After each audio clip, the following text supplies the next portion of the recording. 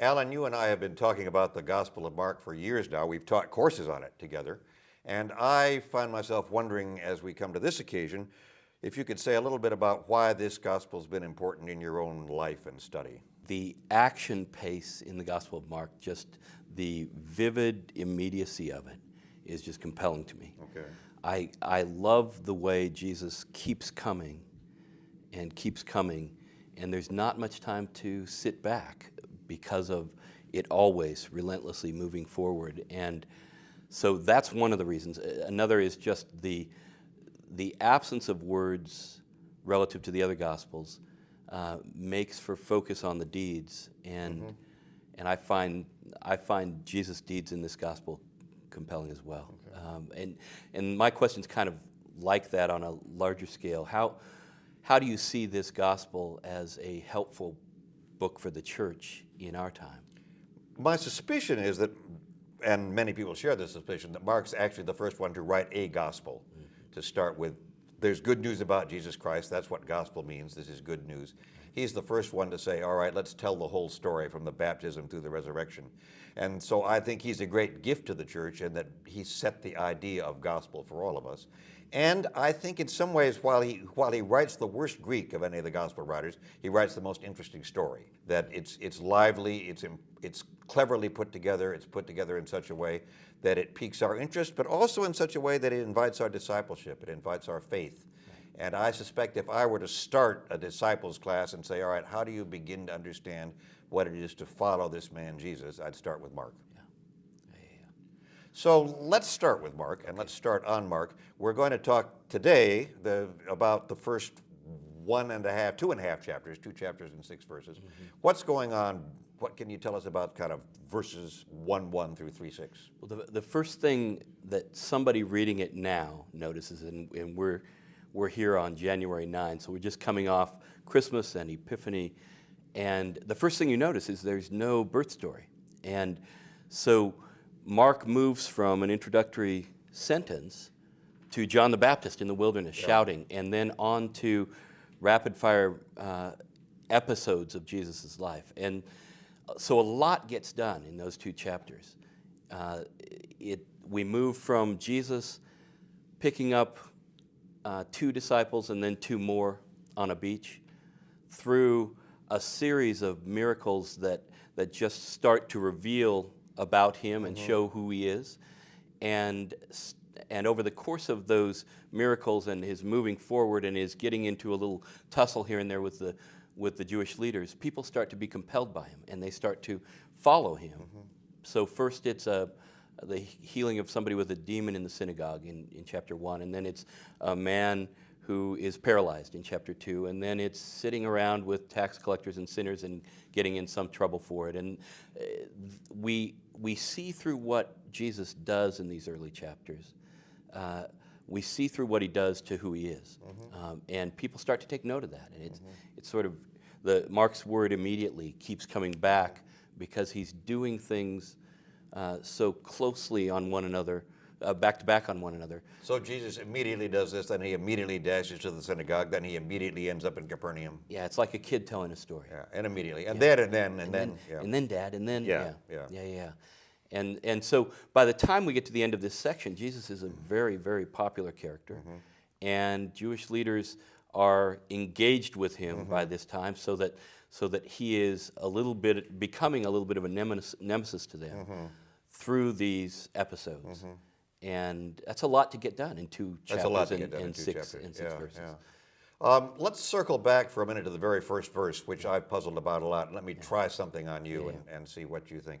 The very first verse is, this is the beginning of the gospel of Jesus, the Messiah, the Son of God.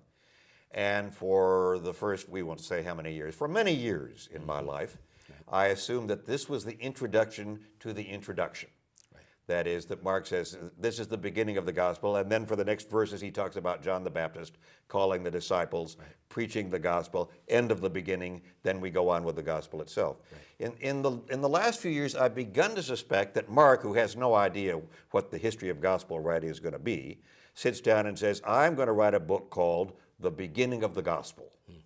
that this whole thing from 1:1 to 16:8 is the beginning of the gospel, and that what he's setting up is a kind of prologue to a story that will continue in the life of the church and in the life of believers. And so the right word for this is really not the gospel by Mark, it's the beginning of the gospel by Mark. Does that make any sense Yeah, as you read through the first chapters? Luke does that in a different way. In the beginning of Acts, he writes, in my first volume, I told all that Jesus began to do and say. And so he puts it overtly there. Yeah. I think that fits. Your reading on Mark fits what he's up to, because we'll see in the end that things don't wrap up altogether at the end of 16 chapters. Okay. That there's still a lot left for disciples and for successive generations to do. Okay, right? so let's watch for that and see that's a good if we thing to see watch for. hints along the way that we're along the way. We're not at the end of the story by the time we get to the end of the story. Right. That the end of this story is not the end of the gospel for Mark. Right. So let's go back to the verses we've said we're going to focus on for this discussion, which are that's first healing, and then there's the second healing where he begins to get opposition in chapter 3. What's going on in those two? Well, they bracket this section, and Mark wants them to, because in 1:21 to 28, we get Jesus walking into a synagogue, and a man comes up to him who has a demon. And Jesus casts out the demon, and then people respond as they respond. In 3:1 to 6, it's the next time Jesus is in a synagogue, and Mark says, again, he was in the synagogue. Right. As if to say, do you remember that time Here just a we little are while ago? Here synagoguing we are again. in the Yeah, synagogue yeah, again. yeah. And this time, guy walks up to him, he heals him, so far, a lot the same. But then the response, rather than general amazement, as it was in chapter 1, is the Pharisees' extreme ire and attempt to plot his demise. Yeah. Right? They challenge him in the moment, asking, why are you doing this on the Sabbath? And then at the end of the passage, the narrator tells us that they had often tried to plot his undoing. Yeah. And so the puzzle that presents itself in these first chapters is in this comparison, which is why, given all the good that Jesus is doing to the people in the countryside and in the towns of Galilee, why aren't they presenting with some kind of medal or honor rather than upset? Why are they coming at him with opposition? And it seems to me that the clue is in this meteoric rise in his popularity, because at some point it becomes a professional rivalry, I think.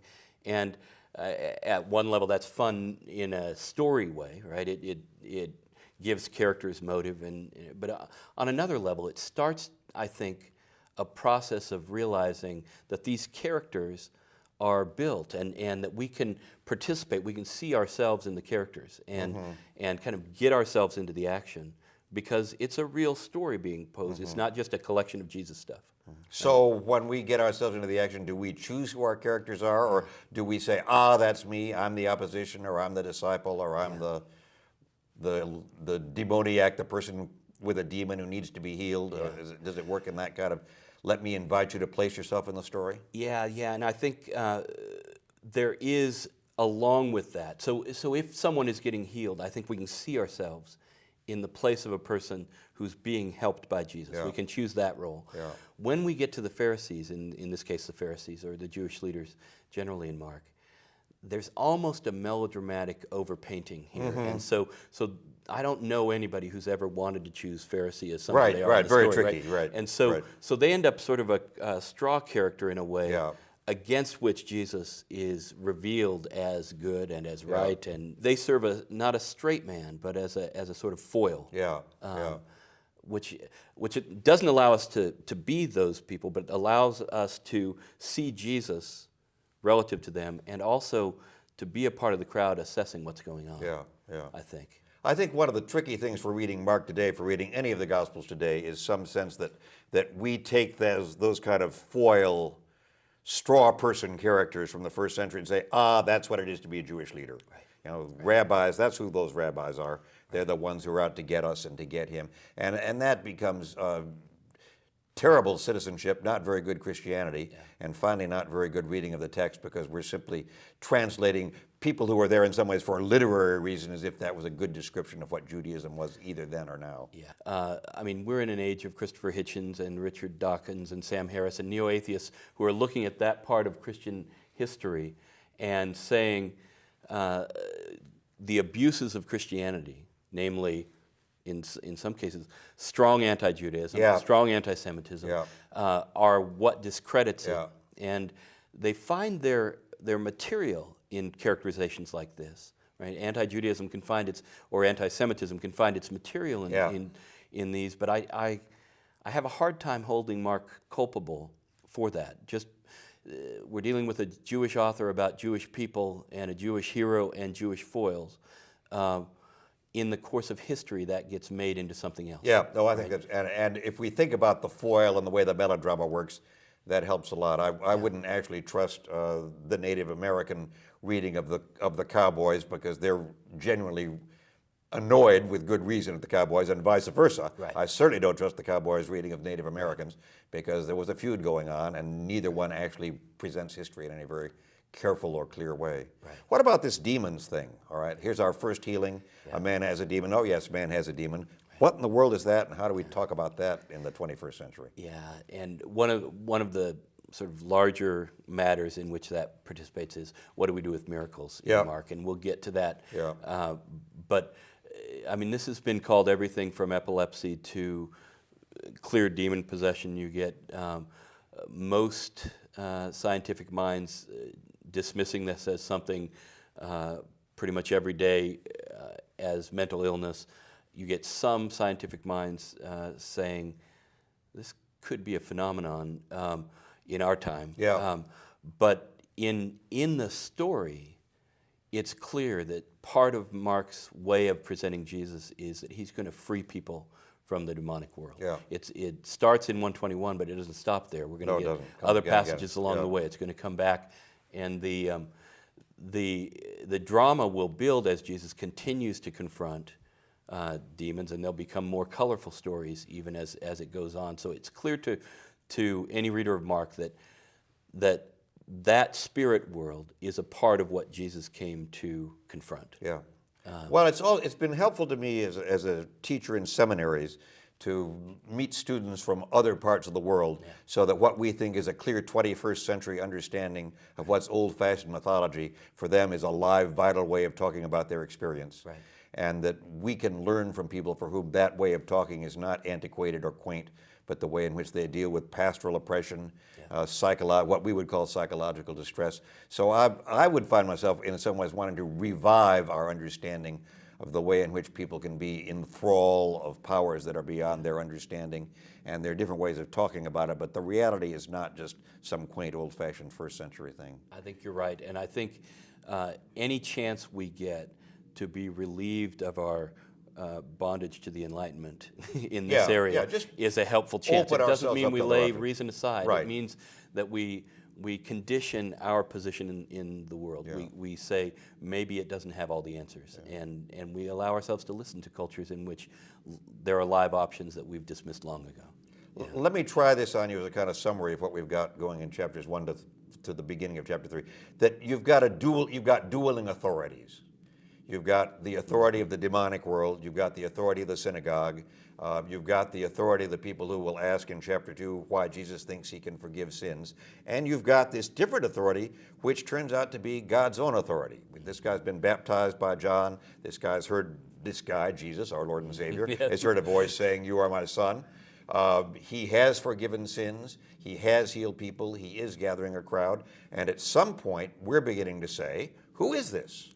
Is this someone in whose authority we can trust? And I think Mark is setting it up so that it becomes a question not just for some original audience, and certainly not just for the first disciples, but for his first hearers and also for us hearing it all these years later. Right. And we haven't heard it asked out loud yet, but we will. We will, very soon. Who is this? And it will be, so you're right, Mark has set the table for that question. But nobody's asked it yet, so we're almost waiting for the other shoe to hit. So let's see how it follows through. That's great. Thank you.